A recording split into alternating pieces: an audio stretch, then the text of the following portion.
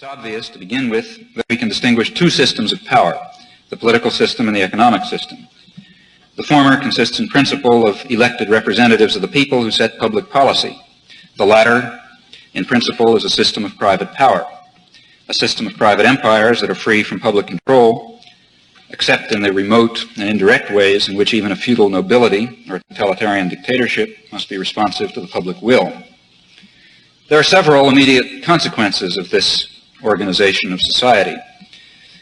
The first is that in a subtle way, an authoritarian cast of mind is induced in a very large mass of the population, which is subject to arbitrary decree from above.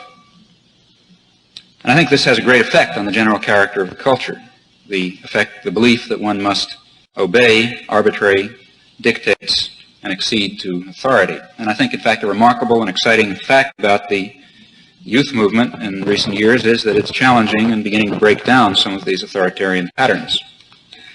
Second fact that is important is that the range of decisions that are in principle subject to public democratic control is quite narrow. For example, it excludes in law and in principle the central institutions in any advanced industrial society, that is, the entire commercial, industrial, and financial system. And the third fact is that even within the narrow range of issues that are submitted in principle to democratic decision-making, the centers of private power, of course, exert an inordinately heavy influence in perfectly obvious ways, through control of the media, through control of political organizations, or in fact by the simple and direct means of supplying the top personnel for the parliamentary system itself, as they obviously do.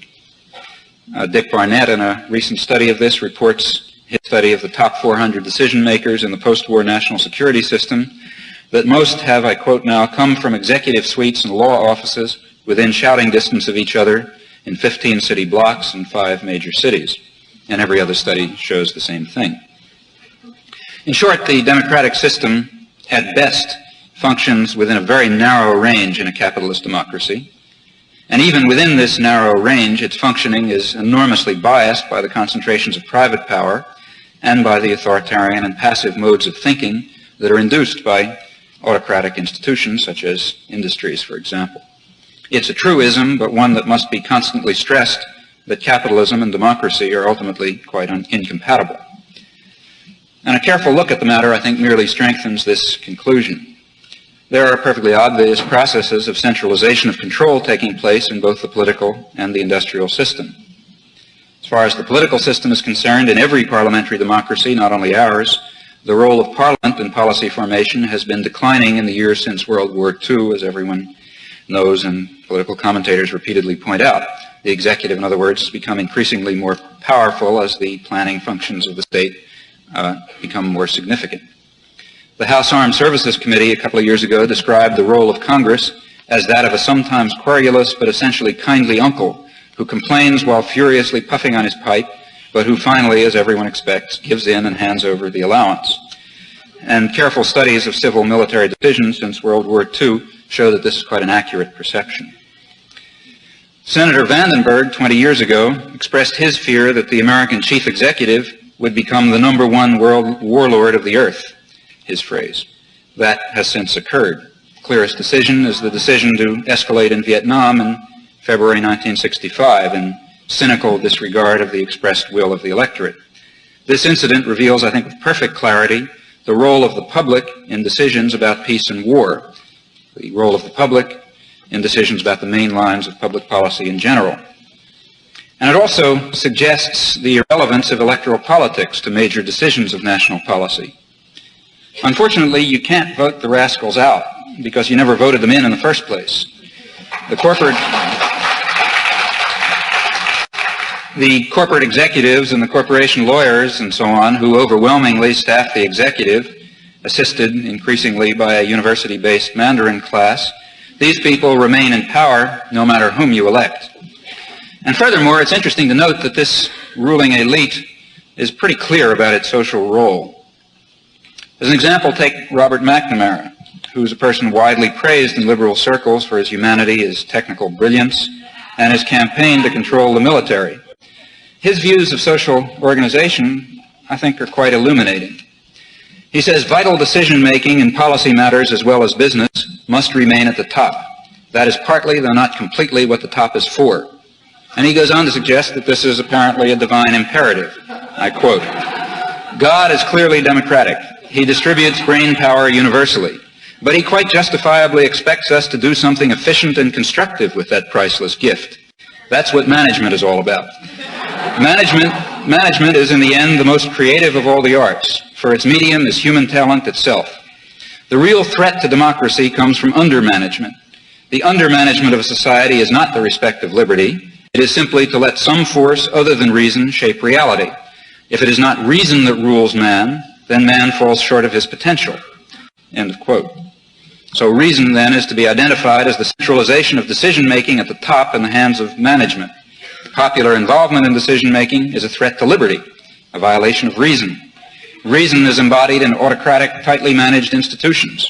Strengthening these institutions, within which man can function most efficiently, is, in his words, the great human adventure of our time. Now, all of this has a faintly familiar ring to it, and I think it is the authentic role of the authentic voice of the technical intelligentsia, the liberal intelligentsia, the technocratic corporate elite in a modern society. There is a parallel process of centralization in economic life.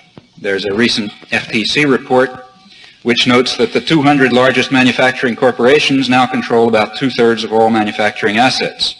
At the beginning of World War II, the same amount of power was spread over 1,000 corporations. I quote the report. It says, "A small industrial elite of huge conglomerate companies is gobbling up American business and largely destroying competitive free enterprise. Furthermore," it says, "these 200 corporations are partially linked with each other and with other corporations in ways that may prevent or discourage independent behavior in market decisions." What is novel about such observations is only their source, the FTC. They are familiar to the point of cliché among left-liberal commentators on American society. The centralization of power also has an international dimension. It's been pointed out that on the basis, I'm quoting from Foreign Affairs, that on the basis of the gross value of their output, U.S. enterprises abroad in the aggregate comprise the third largest country in the world, with a gross product greater than that of any country except the United States and the Soviet Union. American firms control over half the automobile industry in England, almost 40% of petroleum in Germany, over 40% of the telegraphic, telephone, and electronic and business equipment in France, 75% of the computers. Within a decade, given present trends, more than half of the British exports will be from American-owned companies. And furthermore, these are highly concentrated investments. 40% of direct investment in Germany, France, and Britain is by 3 firms, American firms. George Ball has explained that the project of constructing an integrated world economy dominated by American capital, an empire in other words, is no idealistic pipe dream, but a hard-headed prediction. It's a role, he says, into which we are being pushed by the imperatives of our own economy, the major instrument being the multinational corporation, which George Ball describes as follows. In its modern form, the multinational corporation, or one with worldwide operations and markets, is a distinctly American development. Through such corporations, it has become possible for the first time to use the world's resources with maximum efficiency. But there must be greater unification of the world economy to give full play to the benefits of multinational corporations. These multinational corporations are the beneficiary of the mobilization of resources by the federal government, and its worldwide operations and markets are backed ultimately by American military force, now based in dozens of countries. It's not difficult to guess who will reap the benefits from the integrated world economy, which is the domain of operation of these American-based international economic institutions. Well, at this stage in the discussion, one has to mention the specter of communism. What is the threat of communism to this system? For a clear and cogent answer, one can turn to an extensive study of the Woodrow Wilson Foundation and the National Planning Association called The Political Economy of American Foreign Policy, a very important book, which was compiled by a representative segment of the tiny elite that largely sets public policy, whoever is technically in office. In effect, it's as close as you can come to a manifesto of the American ruling class. Here they define the primary threat of communism as, I quote, "the economic transformation of the communist powers in ways which reduce their willingness or ability to complement the industrial economies of the West." That is the primary threat of communism. Communism, in short, reduces the willingness and ability of underdeveloped countries to function in the world capitalist economy in the manner of, for example, the Philippines, which has developed a colonial economy of a classic type after 75 years of American tutelage and domination. It's this doctrine which explains why the British economist Joan Robinson describes the American crusade against communism as a crusade against development. The Cold War ideology and the international communist conspiracy function in an important way as essentially a propaganda device to mobilize support at a particular historical moment for this long-time imperial enterprise. In fact, I believe that this is probably the main function of the Cold War. It serves as a useful device for the managers of American society and their counterparts in the Soviet Union to control their own populations and their own respective imperial systems.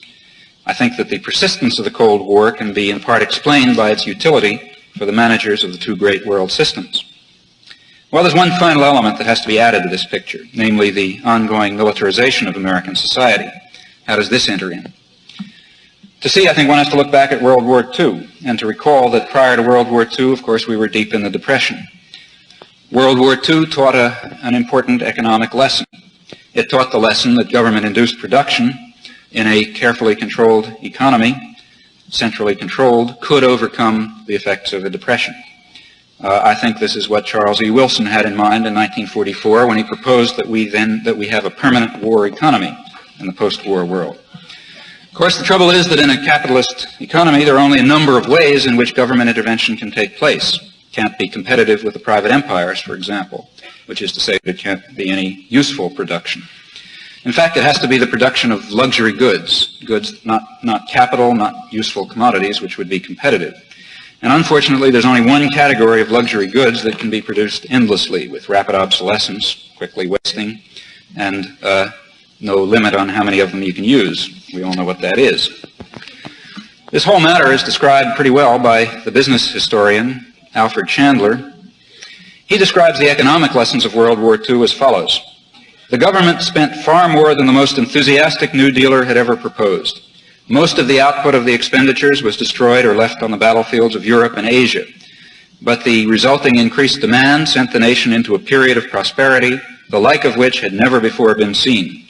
Moreover, the supplying of huge armies and navies fighting the most massive war of all time required a tight centralized control of the national economy. This effort brought corporate managers to Washington to carry out one of the most complex pieces of economic planning in history. That experience lessened the ideological fears over the government's role in stabilizing the economy. This is a conservative commentator, I might point out. It may be added that the ensuing Cold War carried further the depoliticization of American society and created a kind of a psychological environment in which the government is able to intervene, in part through fiscal policies, in part through public work and public services, but very largely, of course, through defense spending. In this way, to use Alfred Chandler's words, the government acts as a coordinator of last resort when managers are unable to maintain a high level of aggregate demand. As another conservative business historian, Joseph Monson, writes, enlightened corporate managers, far from fearing government intervention in the economy, view the new economics as a technique for increasing corporate viability. Of course, the most cynical use of these ideas is by the managers of the publicly subsidized war industries. There was a remarkable series in the Washington Post about this about a year ago by Bernard Nossiter. For example, he quoted Samuel Downer, financial vice president of LTV Aerospace, one of the big new conglomerates, who explained why the post-war world must be bolstered by military orders. He said, it's basic. Its selling appeal is defense of the home. This is one of the greatest appeals the politicians have to adjusting the system. If you're the president and you need a control factor in the economy, and you need to sell this factor, you can't sell Harlem and Watts, but you can sell self-preservation, a new environment. We're going to increase defense budgets as long as those bastards in Russia are ahead of us. The American people understand this. Of course, those bastards aren't exactly ahead of us in this deadly and cynical game, but that's only a minor embarrassment to the thesis. In times of need, we can always follow Dean Rusk, Hubert Humphrey, and other luminaries and appeal to the billion Chinese armed to the teeth and setting out on world conquest.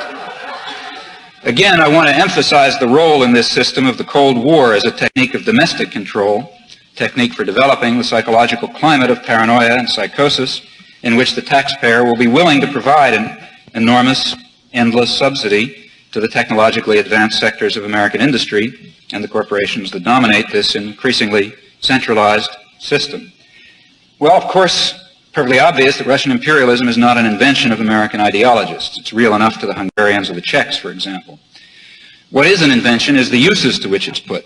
For example, by Dean Acheson in 1950 or Walt Rostow a decade later, when they pretend that the Vietnam War is an example of Russian imperialism, or by the Johnson administration in 1965, when it justifies the Dominican intervention with reference to the Sino-Soviet military bloc, or by the Kennedy intellectuals, who, as Townsend Hoops put it in an article in the Washington Monthly last month, were deluded by the tensions of the Cold War years and could not perceive that the triumph of the national revolution in Vietnam would not be a triumph for Moscow and Peking, which is a most remarkable degree of delusion on the part of presumably literate men.